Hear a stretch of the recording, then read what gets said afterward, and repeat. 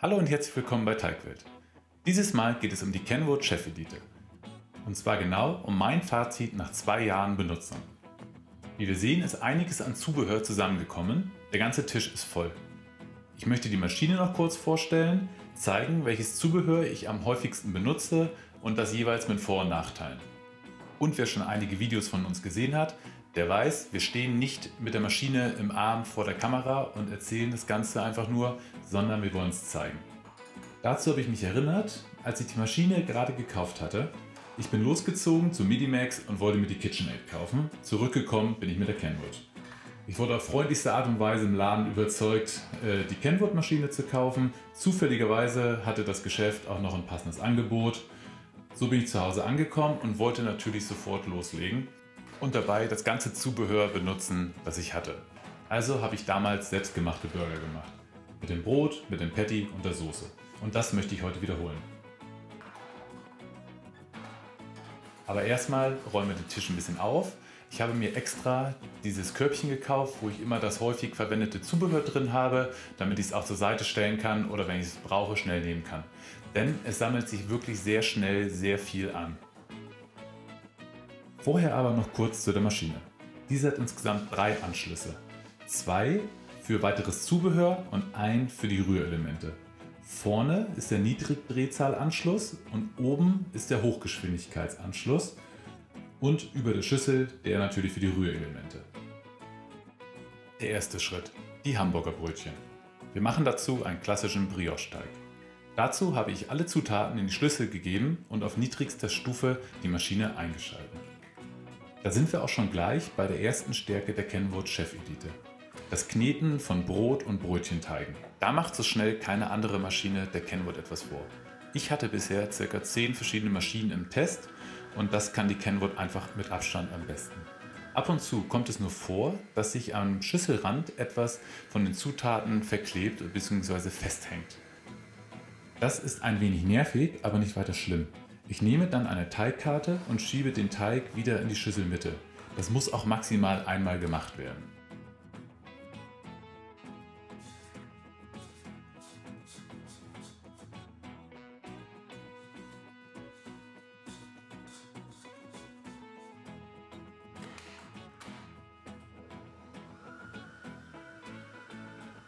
Die Abnutzung. Meine Maschine hatte bisher keine Ausfälle oder ähnliches. Ich bin weiterhin sehr zufrieden. Ich habe nur ein paar Abnutzungen vorne an der Maschine, wo die Schüssel eingehakt wird, denn beim Rübersetzen der Schüssel oder Abnehmen bleibe ich dort immer mal wieder hängen. So kann man schon mehrere Kratzer vorne sehen. Und auch auf der Rückseite bei der Abdeckung des Hochgeschwindigkeitsanschlusses. Beide sind aber nicht gravierend und ich benutze die Maschine auch nahezu täglich und achte auf sowas nicht, da es sich für mich um einen Gebrauchsgegenstand handelt. Die Reinigung nach der Benutzung ist mir immer sehr wichtig, da ich einfach Abwaschen nervig finde und auch sehr faul bin. Die Rührelemente sind sehr einfach sauber zu machen und bestehen vollständig aus Metall. Die Schüsseln lassen sich ebenfalls sehr gut reinigen, aber unten am Schüsselanschluss sammelt sich immer beim Reinigen etwas Wasser. Ich vergesse es ab und zu immer mal wieder, dass dort sich Wasser ansammelt und kleckere alles voll. Vielleicht liegt es aber auch daran, dass ich tollpatschig bin oder auch mal gerne ein Glas Wein beim Backen und Kochen trinke.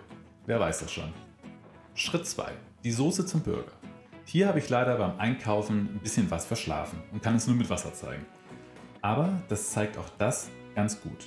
Im Folgenden habe ich nämlich 3 verschiedene Zubehörteile, an denen ich exemplarisch zeigen möchte, was gut ist und was schlecht ist. Denn generell hat das Zubehör von Kenwood eine sehr unterschiedliche Qualität. Teilweise finde ich das wirklich schlecht, aber auf der anderen Seite gibt es auch richtig gutes Zubehör. Der Mixer ist ein gutes Beispiel für gutes Zubehör. Dieser ist thermoresistent, auch wenn in der Anleitung ca. 100 Mal drin steht, man soll die Zutaten erst abkühlen lassen und sehr vorsichtig sein, aber er soll thermoresistent sein. Der Mixer hat unten wirklich scharfe Messer drin und besteht komplett aus Glas, bis auf den Deckel. Die Kenwood Küchenmaschine hat für den Mixer schon fast zu viel Leistung. Hier bin ich noch nie an die Grenzen gekommen. Ich benutze diesen recht regelmäßig für Smoothies, Hafer- und Mandelmilch oder auch für Suppen. Nun geht es aber weiter mit einem Zubehörteil, mit dem ich nie richtig warm geworden bin. Dem Schnitzelwerk bzw. Gemüseschnellschneider. Dieses Teil nervt mich jedes Mal und ich glaube, ich habe es deswegen auch erst ein paar Mal verwendet. Ich weiß aber auch ehrlich gesagt nicht so recht, was man damit machen soll. Benutzt habe ich es für Weißkohl und ein paar andere Gemüsesorten. Ich finde das Schneiden mit der Hand und dem Messer aber um einiges besser. Das Schnitzelwerk besteht aus sehr vielen Teilen. Das nervt beim Zusammenbauen, beim Reinigen und beim Lagern. Man sieht zwar, dass das Gerät einen Auswurf hat, das meiste kommt aber nicht direkt heraus, sondern verfängt sich im Gerät selbst. Und dann fällt alles heraus, wenn man das wieder abbaut. Das ist an sich ein wenig nervig. Die Reinigung ist damit auch eine Katastrophe. Das Teil besteht aus über 10 Teilen und fast alles ist aus Plastik und hat jede Menge Ecken und Kanten.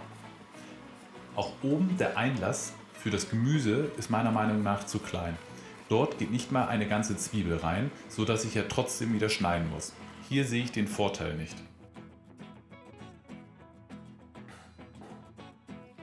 Hat man aber alles erst einmal in Betrieb und das Gemüse vorverkleinert, ist das Ergebnis am Ende doch aber ganz gut. Hier kann ich mir nur vorstellen, wenn man wirklich große Mengen verarbeiten möchte, dass das ein Vorteil sein kann. Ich koche in der Regel nur zwischen 2 bis 4 Personen und benötige das daher nicht. Ich finde auch, dass das Zubehör insgesamt keinen guten Eindruck gemacht hat, also nur dieses Schnitzelwerk.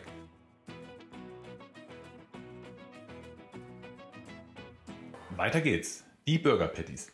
Dazu brauchen wir Rinderhack und kommen gleich zu meinem Lieblingszubehör, das ich recht häufig benutze und immer wieder sehr gerne, dem Fleischwolf. Seitdem ich die Kenwood-Maschinen habe, kaufe ich kein Hackfleisch mehr. Das wird ausschließlich selbst gemacht. Der Fleischwolf ist sehr schnell im Einsatz und besteht nahezu vollständig aus Metall. Dadurch kann man es vor der Benutzung auch sehr gut kühlen. Vorher hatte ich einen Bosch Fleischwolf, der nur in der Ecke stand und mir keine Freude gemacht hat. Das Wolfen geht richtig leicht und das Ergebnis ist super. Das Ganze ist sehr gut verarbeitet. Ich benutze hier Rindfleisch, das ich vorher grob zerkleinert habe und leicht angefroren habe. Es wird oben durch die Öffnung einfach nach und nach reingegeben und mit dem Stößel einfach nachgedrückt. Das Ganze ist wirklich sehr leicht und geht sehr schnell. Die Maschine sollte dabei immer so auf Stufe 2,5 stehen.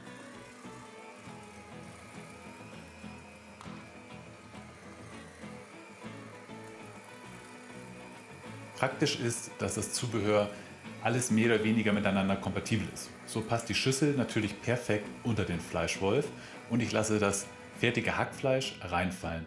Danach kann ich die weiteren Zutaten, die ich für das Patty brauche, einfach in die Schüssel dazugeben. Hier mache ich nur ein paar Gewürze, Paniermehl und ein Ei dazu. Danach hake ich die Schüssel wieder ein und rühre das Ganze noch ein wenig mit dem K-Haken durch. Das ist insgesamt ein sehr guter Arbeitsablauf und erleichtert vieles.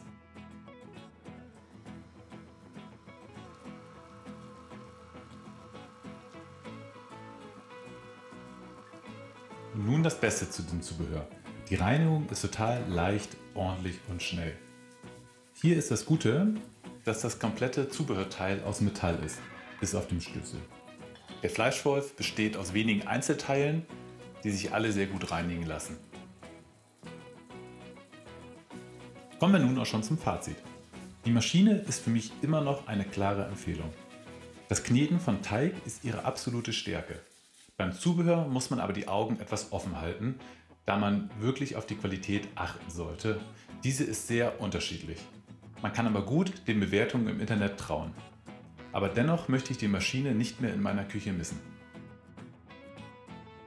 Das Zubehör, das ich selber getestet habe und weiterempfehlen kann, ist zum einen, was wir hier gesehen haben, der Mixer und der Fleischwolf. Aber auch, was wir nicht gesehen haben, ist einmal die Nudelpresse. Die benutze ich wirklich sehr gerne.